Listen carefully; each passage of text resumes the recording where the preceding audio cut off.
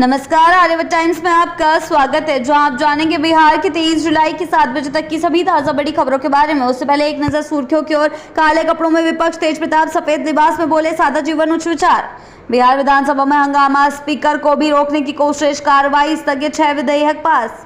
अररिया में सीताधार पुल बना मुसीबत, अप्रोच स्लैब धंसा, यातायात ठप। देसी कट्टा और डांस का वीडियो वायरल, अब तलाश में जुटी पुलिस।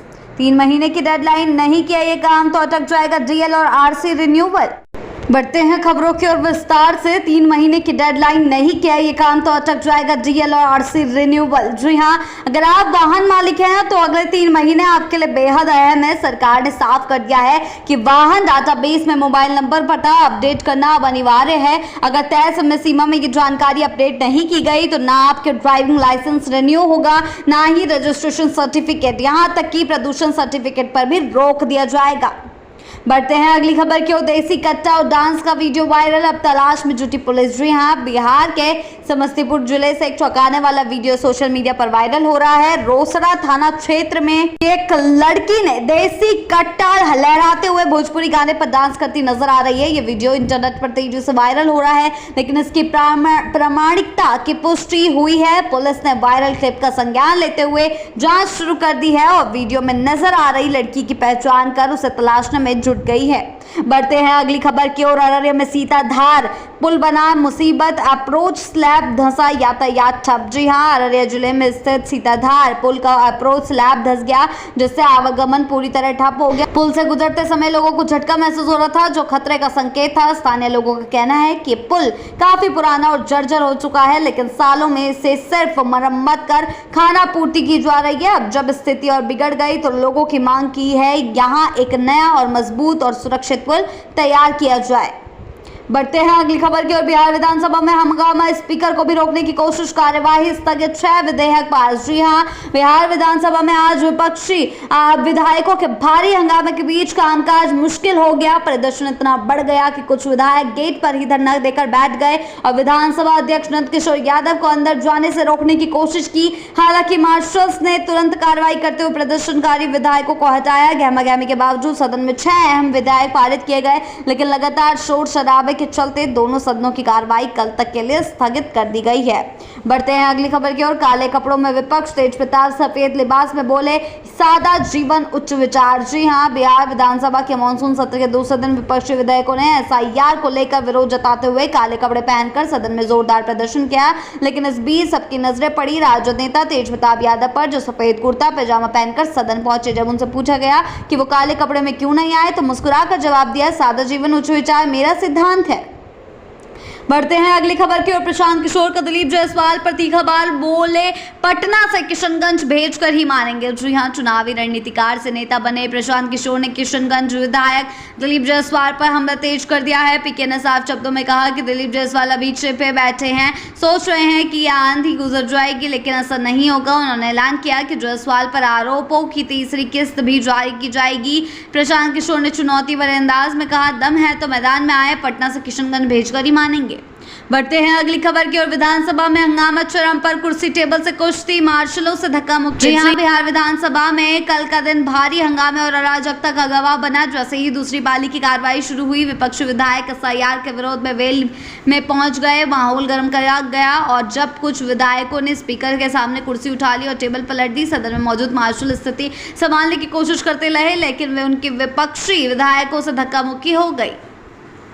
बढ़ते हैं अगली खबर की ओर। मतदाता सूची की शुद्धता के लिए एसआईआर जरूरी, चुनाव आयोग ने हंगामे पर तोड़ी चुप्पी। जी हां, एसआईआर को लेकर मचे बवाल के बीच चुनाव आयोग ने स्पष्ट कर दिया कि मतदाता सूची से अयोग्य लोगों को हटाने के लिए यह प्रक्रिया जरूरी है। आयोग ने कहा, अगर हर मौजूदा मतदाता को अपने निवास पर बीएलओ को पात्रता से जुड़े दस्तावेज देने का समान अवसर दिया जाता है। यही प्रक्रिया पहले सभी एसआईआर में भी अपनाई गई थी।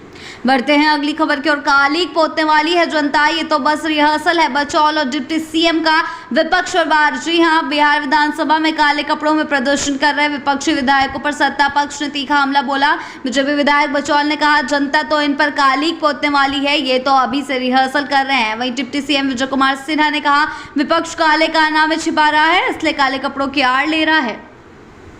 बढ़ते हैं अगली खबर की ओर। नीतीश पर भरोसा नहीं, फिर एनडीए में क्यों? एनडीए नेताओं का तीखा तंज। यहाँ राजनीतिक गलियारों में उस वक्त गर्मी बढ़ गई जब एक एनडीए नेता ने बयान देते हुए कहा, जब नीतीश कुमार की लीडरशिप पर भरोसा नहीं है तो फिर एनडीए में क्यों टिके हुए हो। उन्होंने दो टूक कहा कि नीतीश कुमार की मदद से राज्यसभा जाना, मंत्री बनना भी चाहना और फिर उन्हीं को शिकायत करना, यह दोहरा खेल अब नहीं चलेगा। इस बयान को एनडीए के भीतर असंतोष के सुरों पर कड़ा संदेश माना जा रहा है। बढ़ते हैं अगली खबर की ओर। इस्तीफा नहीं दिया, शिक्षा विभाग के अपर मुख्य सचिव डॉक्टर एस सिद्धार्थ ने अफवाहों पर लगाया ब्रेक। जी हां, बिहार में अफवाहों का बाजार उस वक्त गर्म हो गया जब शिक्षा विभाग के अपर मुख्य सचिव डॉक्टर एस सिद्धार्थ के इस्तीफे की खबर तैरने लगी, लेकिन उन्होंने तुरंत इन अटकलों को सिरे से खारिज कर दिया। डॉक्टर सिद्धार्थ ने शिक्षा विभाग के आधिकारिक मीडिया ग्रुप पर स्पष्ट संदेश देते हुए कहा कि उन्होंने कोई इस्तीफा नहीं दिया। इस स्पष्टीकरण के बाद विभाग के हलकों में चल रही चर्चाओं पर फिलहाल विराम लग गया है।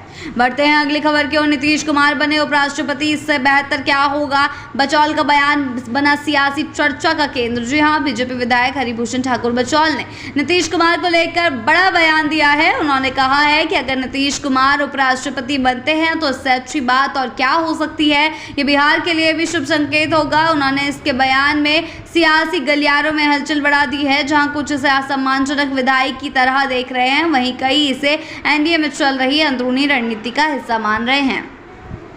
बढ़ते हैं अगली खबर की ओर। यह आत्महत्या नहीं हत्या है, यजुवेंद्र साहू के भाई का सनसनीखेज दावा। जी हां, यजुवेंद्र साहू की संदिग्ध मौत मामले में नया मोड़ आया है। उनके भाई ने एक बातचीत की है और कहा है, न्यूज चैनल को कहा है कि हमें लगता है कि यह आत्महत्या नहीं बल्कि हत्या है। उन्होंने सीधे आरोप लगाया कि शव को कमरे से निकाले जाने के समय का वीडियो देखने से ये साफ हो रहा है, लगता है कि मामला कुछ और भी है। उन्होंने परिजनों की इस आशंका के बाद अब पूरे मामले की जांच को लेकर सवाल उठने लगे हैं।